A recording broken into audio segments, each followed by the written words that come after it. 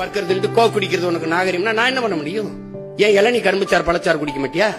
சட்டம் வருது, தேசிய குடிபானம்னு வருது. கரும்புச்சார், பதநீர், இளநீர், பழச்சாறு வரும்.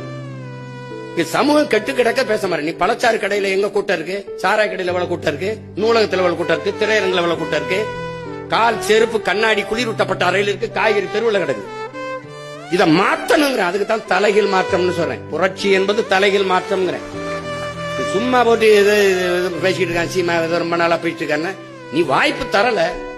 சரிதான் ஆண்டுட்டி. ஐயா ஸ்டாலின் ஆட்சியில் 5 வருஷம் வாழ்ந்துட்டு, அந்த ஐயா எடப்பாடி 4 வருஷம் ஆண்டு ஒரு தடவை கொடுத்து பாரு, நல்லானே விரட்டி வச்சாடி. கல்லெடுத்து கூட ஏறி சிலுவையில் கூட அற ஒரு தடவை கூடு.